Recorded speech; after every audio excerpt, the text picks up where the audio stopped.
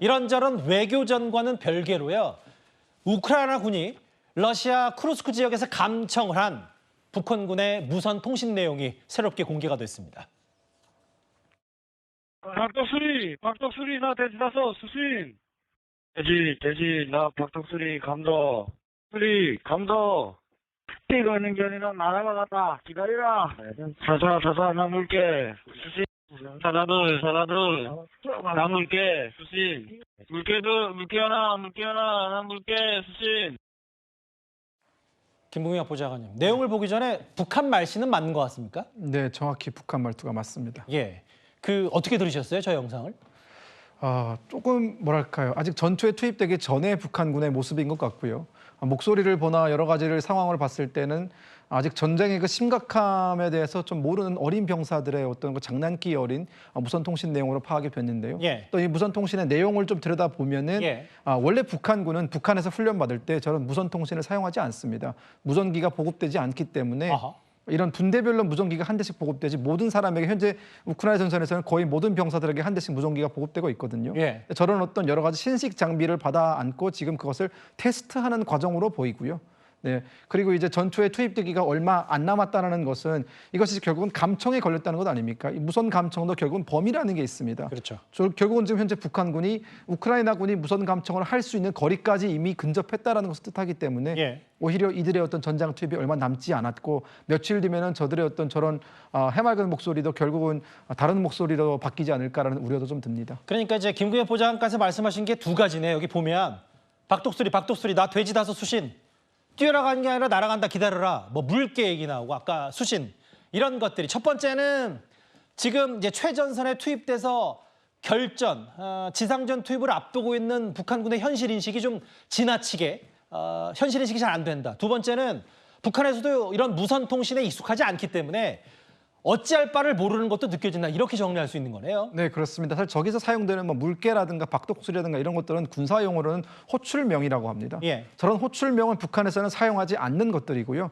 저런 호출명은 현재 서방 세계 군인들이 서로 개개인의 어떤 개인 무전기를 가지고 용이한 작전 수행을 위해서 서로 이제 호출명을 부르면서 적군에게 노출되지 않는 그런 작전을 논의하기 위해서 호출명을 서로 주고받는 것인데 그런 과정을 지금 북한군이 익히고 있는 과정이다라고 볼 수 있겠고요. 예. 가장 중요한 것은 저것이 우크라이나군의 감청에 걸렸다라는 것은 굉장히 지근거리에 있다는 소리입니다. 이현정 의원님, 네. 뭐 지근거리도 지근거리지만 우리가 맘만 먹으면 북한군의 동태, 뭐 신원 이런 것까지 모조리 다 감청을 알아낼 수 있다는 뭐 이런 우크라이나 일종의 심리전 여론전 같기도 합니다. 그렇죠. 그러니까 그런 것들을 공개하는 게 그만큼 일거수일투족을 알고 있다는 것이고 저는 그렇기 때문에 우리 참관단이 해야 될 역할이 굉장히 크다라는 생각이 듭니다. 예. 왜냐하면 지금 우크라이나 군도 있지만 우리가 이게 이제 북한 군들의 말을 우리가 알아듣지 않습니까? 그러면 저들의 어떤 전략이라든지 움직임이라든지 체계라든지 이런 것들을 우리가 충분히 파악할 수가 있거든요. 왜냐하면 북한군은 아마 목적이 이번에 이제 우크라이나 전에 참전하면서 내부적으로 새로운 어떤 전투 기술이나 새로운 체제들 이런 것들 많이 배워가려고 할 겁니다. 그렇다면 우리도 이 앞으로의 어떤 이 변화된 즉 전쟁 참가를 했던 북한군에 우리가 대응을 해야 되지 않겠습니까? 거기에 맞춰서 우리도 대응을 짜야 될 것이고 자 그렇기 때문에 우리가 어떤 여러 가지 참관단이나 이런 가서 실제로 북한군의 움직임, 내용들 이런 것들을 충분히 파악하고 이걸 분석해서 하는 것들이 저는 필요하리라 생각이 듭니다. 사자, 뭐 물개, 박독수리 물론 뭐 이거 우크라이나가 공개한 감청 내용이지만 실제로 북한군이 이런 무선을 주고받았다면 이런 부분도 우리 정보당국이 꼭 알아야 되는 여러 가지 중요한 내용들일 것 같습니다. 우크라이나가 사실 감청 이런 내용을 공개하기 전에 러시아에 파병된 북한군 장성 3명의 이름을 지난주쯤인가요? 공개한 바 있었습니다. 잠시 화면을 만나보고 오겠습니다. 김정은 동지께서 평북도 지방공업공장 건설장을 찾으시고 조선인민군 총참모부 부총참모장들인 김용복 동지, 리창호 동지를 비롯한 간부들이 동행했습니다. 지난번에 폭풍대대를 이끌었던 김영복 총참모장 뭐 이런 인물들은 좀 얘기를 했다면 김구현 보좌관님. 네. 사실 베일에서 했던 게 신금철 북한군 소장이었는데 일부 보도에 따르면 러시아 전쟁에 습득한 현대전 전술을 북한군의 전판 핵심 역할이다. 이 작전처장 소속이라는 것들이 뒤늦게 알려졌어요? 네, 그렇습니다. 작전처장이라는 그 직함에 저희가 좀 집중을 해야 될 것 같습니다. 왜냐하면 조선인민군 총참모부 작전처장이라는 자리는 북한군의 유사시, 즉 대남 침공 작전을 세울 때 그 북한 군들의 어떤 여러 가지 군사 계획이라든가 전쟁 계획들을 도맡아서 계획을 하는 그런 브레인 중의 브레인이기 때문에 북한에서는 최고급 브레인이 현재 우크라이나 전에 파견이 되었다라고 보시면 되겠고요. 저 브레인을 북한이 왜 파견했을까에 대한 어떤 의문이 드는데 그렇게 결국은 우리가 찾을 수 있는 답은 현재 북한은 러시아 우크라이나 전쟁에서 북한군을 투입함으로 인해서 물론 사상자도 발생하겠지만 그런 사상자를 내는 과정에서 여러 가지 전쟁 경험이라든가 혹은 이제 여러 가지 전술이라든가 그런 것들을 너무나 빠른 시간 안에 현대전을 습득할 가능성이 높단 말이죠.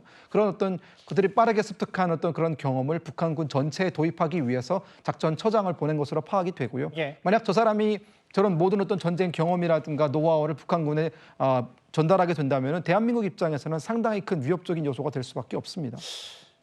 앞서 뭐 드론 공격, 드론 대 드론 공격도 봤고요. 저희가 좀 정리를 해보면 트럼프 당선인이 푸틴 대통령과의 전화 통화에서 조기 종전까지 암시하는 발언을 했기 때문에 그런데 되레 종전 전에 북한군을 돕기 위해 북한군이 돕는 러시아와 우크라이나의 또 최전선의 격전이 벌어지는 거 아니냐. 되레 이런 걱정도 좀 할 수 있겠는데 이런 부분입니다. 김구혁 부장님 정리를 하면 아까 그 해당 감청 내용이 제가 계속 귓가에 맴돌아서 좀 힘이 없었고 실제로 위기의식이 별로 없었다.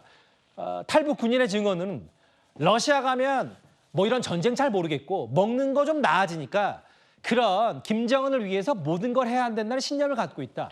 이런 속내가 북한군에 있을 거라고 하는데 동의하십니까?